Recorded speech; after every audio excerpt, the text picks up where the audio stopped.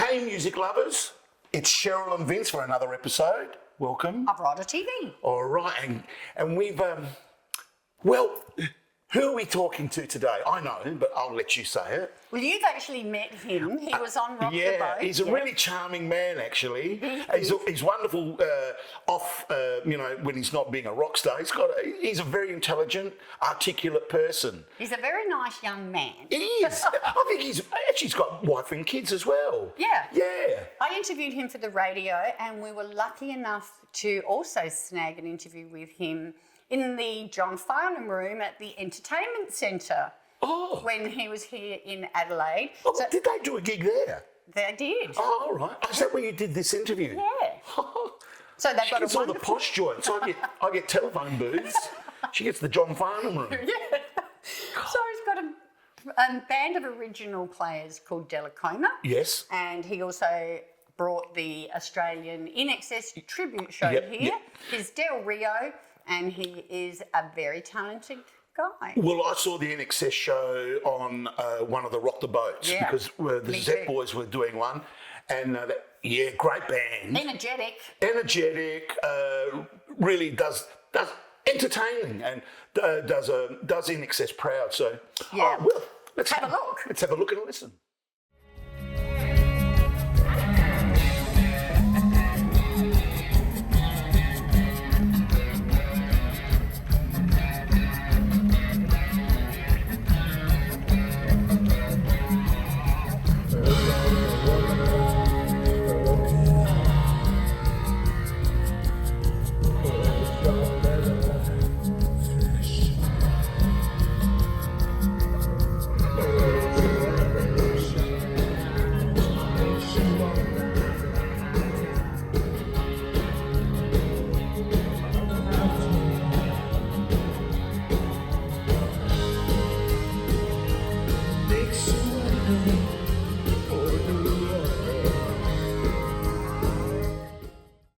Welcome to Rider TV. You're with Cheryl Lee, and I'd like to welcome into the Farnham room, mind you, at the Adelaide Entertainment Centre, Del Rio. Thanks for joining us today, Del. Thanks for having me. It's fabulous. You're appearing here tonight with the Australian INXS tribute band, which I saw last time I saw you on Rock the Boat.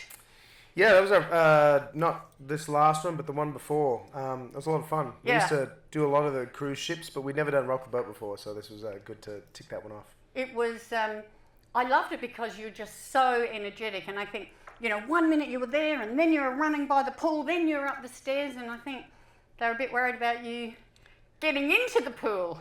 Yes, well, because I made a joke about it at the beginning of the show that I was going to get in the pool, and then about halfway through, they ended up going and putting a net across the pool. Made them a bit nervous, I reckon. Yeah. So not only are you the front man, for obvious reasons, of this show, but you also have, and we'll talk about this as well, your own original band, Dellacoma, too. And you're touring here, you're touring there, you're touring everywhere. But maybe we could just take a tiny little bit of a step back and find out a little bit more about you, and then we'll talk about, where you're headed. So when did you realise that music was going to be your passion? Is it in your DNA? Are you from a musical family? My parents have always sung, but not like professionally or anything. They've always loved singing. My dad actually made he had an 8-track, and he wrote Mum a song when they were dating and did a 4-part harmony a cappella thing. So I guess it is in my DNA a little bit. I never really thought about it professionally though, until I'd gone to LA and I'd done acting out there. And then when I was 25, I thought I was too old for acting. And so you were past your prime. Yeah, I was past my prime. Yeah, I know. So I quit and I moved back to Australia. And then after a couple of years of just doing a day job, a real job. I was like, man, this is not for me. And so yeah, I decided that I was going to just try music because I'd always played music. I just never really done it seriously. And I haven't really looked back from there. No. So the reason you're in LA in the first place, didn't you get a tennis scholarship or? Yeah, you were like a tennis prodigy? Well, I don't know about prodigy, but I was good enough to get a scholarship. Yeah, I went to, so I was on the junior circuit in Tasmania, and to be fair, I was never really super good. I was just super fit. So I could get to every ball. And determined. Exactly. And that took me to Nebraska, where I went to university.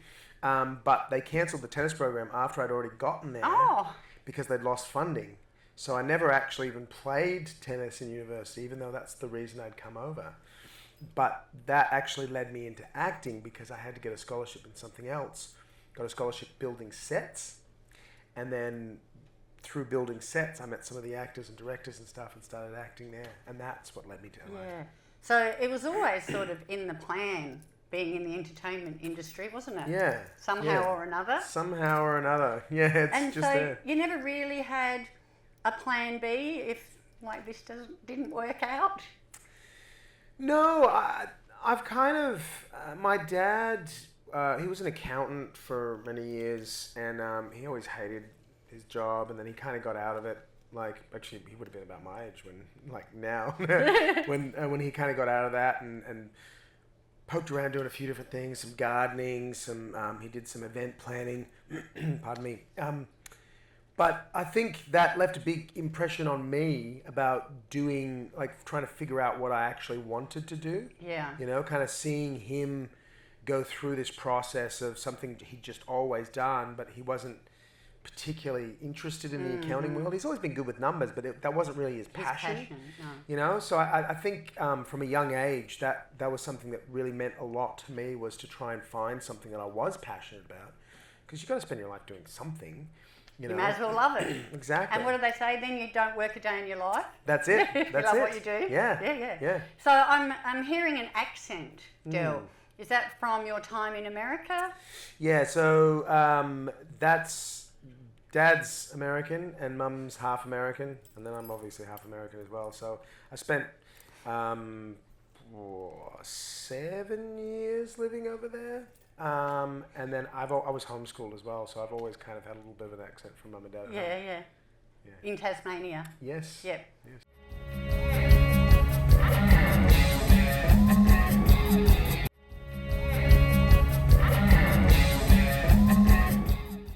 So, Del, have you always been a fan of Michael Hutchins? I have, but it's definitely grown as I've done the show. So I still remember the first time I actually saw Michael was actually when when Oasis was making fun of him. It would have been maybe 94 or 95, and he was presenting an award. It was like a People's Choice Award or something like that. And I remember thinking, oh, he looks like a rock star. He looks really cool. And Oasis said something to the effect of like, oh, why is, if we're meant to be the biggest band in the world, why is it has been presenting like the award or something like, classic Gallagher Brothers. Yeah. And I just remember thinking, they're ragging on him. And I just remember thinking, oh, he looks cool to me. I don't really know. Well, from a woman's perspective, let me say you're right there. He was all right to look at. Yeah. And he, I knew who INXS was, and I remember, obviously when he passed away and everything, and I knew a lot of their songs, but it wasn't really until I started doing music and people used to say that I looked and moved like him on stage, and it didn't matter what I did. I'd cut my hair and people would say, oh, with your new haircut, you look like, I grow a little bit of stubble, and they go, oh, with a beard, you know who you look like, it didn't like, if I'd shave, they go, oh, when you're clean shaven, you know who you look like. And that was kind of, I started looking into them more because of that, just to find out why people thought that I looked like him. And then when I started doing the show and doing a lot of the research for the show, that was kind of, I guess, the spark for me to really go, wow, I get why they were, one of the biggest bands in the world and still have so many fans. And there's a shameless plug here. They definitely should be in the Rock and Roll Hall of Fame. Definitely. That's for sure. Well, on a personal level, we just love to thank you for putting the show together. It's a fabulous show. There's great, tribute in video, and we as punters get to see all those songs that we know and love played live again by a fabulous band. You've brought your band. Who have you got with you? I've got Noel Tenney on drums, Adrian Sorgini on keyboards, Adelaide native. Yeah. We've got Sam McAinch on bass, Adam Heath on guitar, and then Rob Moody plays guitar and saxophone. Yeah. So a killer band. Yes, absolutely killer band, and it's been fairly solid through most of our time playing together, and it's been the same lineup that's been doing all the theatres and everything. And Noel and Rob both created all the videos behind the show as well. So it's pretty cool to see where the show is now from where it started, and the vision of how far we could take it. It's just been constant tinkering and trying to make it bigger and bigger and bigger and bigger. Because it's like you're trying to make it like a Wembley experience for us, right? Yeah. It's the idea is that, what if INXS was still playing today? What if Michael hadn't passed away? What would it be like? And because there are so many fans that haven't seen INXS, there's obviously a lot of fans that have seen INXS, and you hope that you do justice to the memories, that people have. But there's also a lot of fans that are fans of the music but never got an opportunity to see them live. So you want to try and what they imagine it would be like to go to a concert in 2025 INXS. That's kind of what we're trying to do. Well, I think you do a great job. And what I like is that you don't try to be Michael at all. You're Dell, and you're giving it your own energy, which just happens to be a lot like Michael, isn't it? Well, it was a very natural progression. Yeah. I've been asked to join a lot of shows through the years, and I'd always said no. When I finally said yes to this one, there was one caveat, and that was we're going to take this as far as we can, because I only want to do one INXS tribute in my life. And if we're going to do this, let's take it as far as we can, and then we can kind of close the chapter on. Go big or go home. That's it. Now, is this the INXS show's first time in Adelaide?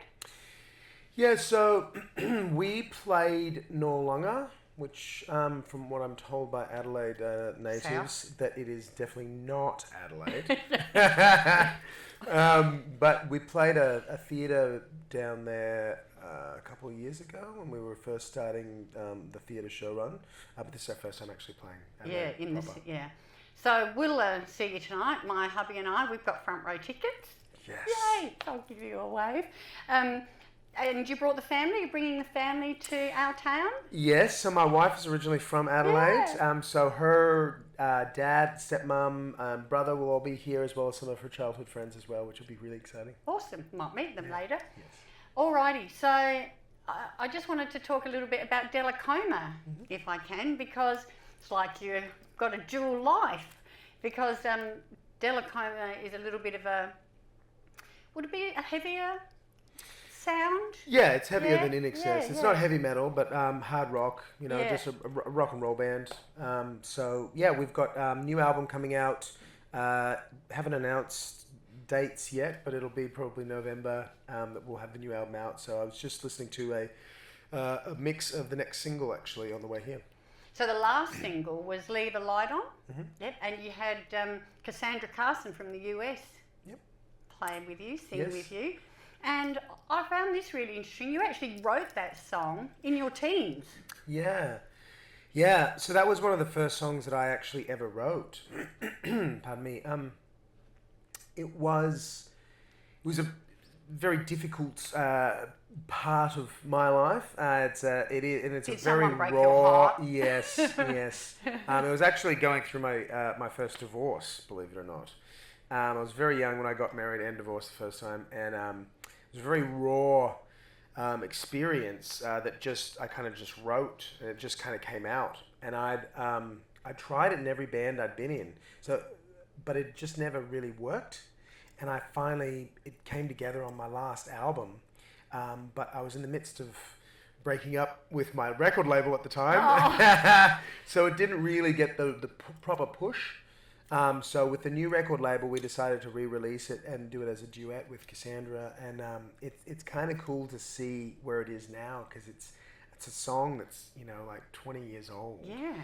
From where I sit, from the time I wrote it to now, and it finally feels done. it's kind of it's weird sometimes when people ask me about that song. They go, "Oh, do you still feel anything about it?" And it now to me it almost feels like I'm telling somebody else's story because it's so far away. Different time, different place. Yeah, and I played that song so many times now. It still feels real, but almost like it's not real to me. If that makes sense. And who have you got playing with you in Dellacoma? So I've got Bailey Walker on drums, Caleb Reno Sanger on bass, Rob Moody is also playing with me in my original project as well, and I've got my little brother John Justice on keys and guitar. So he just joined almost 2 years ago now, which has been really cool to actually be able to play music with him. Yeah, keep it in the family. Yeah. So I tried to look at the tours, and I can't keep up. Has this last tour been going like for 2 years or something? Yeah, so I mean, we kind of started this with the INXS show, the idea coming out of COVID, right? Because we've been doing the big cruise ships all across Asia and the South Pacific and everything, and then that kind of ended with COVID when they kind of shut all the cruise ships down. We were meant to go to Russia and Spain and all sorts of stuff. And then kind of coming out of that, because there are so many INXS shows out there, there wasn't really anywhere for us to play because most places that already had an INXS show playing in there. Yeah.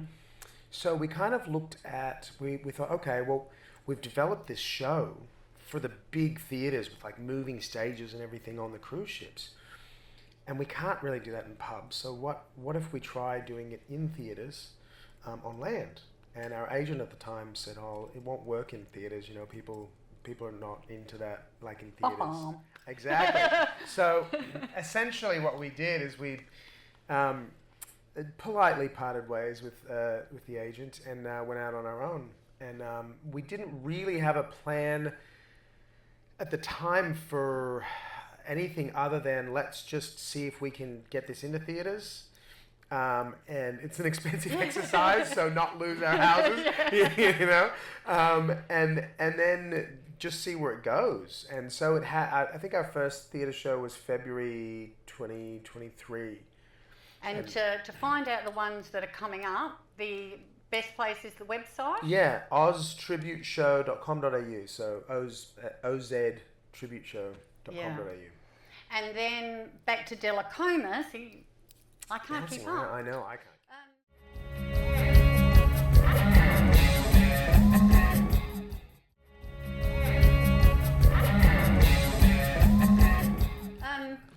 You're off to Rockfest in the US in July. How do you fit that in?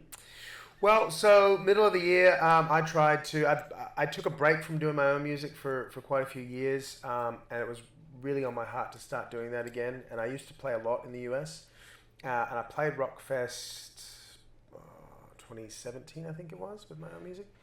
Righto, and how did you fit this in? Dellacoma's heading over to Rockfest in July. Well, I took a break from doing my own music for a while, and it was really on my heart to start doing that again. So I've played the US quite a few times through the years with my own music, and I've got a decent fan base there in Wisconsin. I played Rockfest in 2017, so we're just trying to get back in. We finally made it back in this year, so we're playing Vegas, Milwaukee, LA, Idaho, and Utah. Nice. And you've got some killer company on that festival. On Rockfest, yeah. I mean, there's a lot of bands on there. I mean, everyone from Rob Zombie to Marilyn Manson, Five Finger Death Punch, Papa Roach, I think, is on the bill. I can't remember who else is on there, but it's a big festival. I mean, there's 70,000 or 80,000 people there. Yeah, exactly. Well, all the best with that. But what I really want to know is, because you are on the same label as a great Adelaide band, Audio Rain. Yes. And when I spoke to you last on the radio, on the Zoom, you were hoping to get to Adelaide and play with them. Yes. So Jake will actually be here tonight. Is he? Yes. So he will be here tonight, and the plan is at some point to come over and play the Woodshed. Yay! So that's the idea. So stay tuned for that. Once the album's out, we'll do a little tour with that. We've done we did the East Coast this year, fit it in between all of the INXS show stuff. Got down to Tassie for the first time in a long time, Sydney, Melbourne and Brisbane, but we haven't gotten to Adelaide yet, so yeah. it'll be hopefully next year. Well, that's the scoop. You've heard it first here, Audio Rain and Dellacoma at the Woodshed coming up. It's contractual now. It's contractual, it must happen. It won't happen overnight, but it will happen. So we're on Rider TV. Yes. So the big question is, have you got a non-negotiable that's on your rider, either with the INXS show or with Dellacoma? Like, you've got to have it or you won't go on. Well, I mean, generally it's a bottle of bourbon. Oh, a man after my own heart. And it used to be, this is nowhere near as glamorous, but it used to be a steamer. Yeah. Because we wear white in the INXS show and that wrinkles very easily. But my beautiful wife actually got me a portable steamer. Ooh. So now it doesn't matter if there's a steamer or not. More bourbon. Yeah, and more bourbon. More bourbon. I've got my steamer, so more bourbon. So you haven't got any Spinal Tap requests? You don't need blue M&Ms? No, I don't have anything like that. I mean, we talked about it. I mean, it's usually I am looking for a washing machine, which again is very boring. But when you play show after show, and I get very sweaty, so it just kind of goes in a bag and waits till I can wash it the next day. Yeah, we're pretty easy in both shows. Somewhere that I can get away from people, room or a corner somewhere. Bottle of bourbon, washing machine. That'll do me. And your bourbon of choice? At the moment, we're Buffalo Trace or Wild Turkey 101. But I must say, if it's all open slather, I would probably say Elijah Craig. Alrighty, well, let's have one of them tonight. Absolutely. Now, Del, was there anything else that you wanted to mention that we can edit back in there? Did you want to talk about anything, any other topics? No, that's all good. Yeah, it's all good. Yeah. Anything? I mean, open slather. Ask any questions. But I'm good. We covered everything. Yeah, I think we've covered everything, haven't we? Let's talk about your video. So you guys have got some pretty groovy videos as well. I've got a few music videos out. My last one was More Than Survival, which we shot at an abandoned house in Yamundi, which is not too far from where I live. And it was pretty cool to be able to put all of that together. I directed it, and I had the biggest crew that I've ever directed on set, which was pretty awesome to kind of So you're multi-talented. Yeah, well, multi-skilled. Yes. Multitasking. Well, yeah, multitasking, that's for sure. And if we wanted to watch the videos, they're on YouTube? Yeah, so my Dellacoma YouTube page, it's just youtube.com/Dellacoma, and that's where all of my original music is. The INXS show, I don't think we have a YouTube anymore, but we do have some videos up on our website. Yeah. Alrighty. So if you can, get out when you can, support local music, and I'll see you down the front. Thank you so much, Del, for coming in and having a chat with us today. I know you're flat chat, where we've caught you between setting up and sound checking and nap time. So we really appreciate you coming and having a talk to us, and I'll see you down the front tonight. Absolutely. Thank you so much for having me. And to this one. Everybody, let's do it. Everybody shake. Everybody groove. Everybody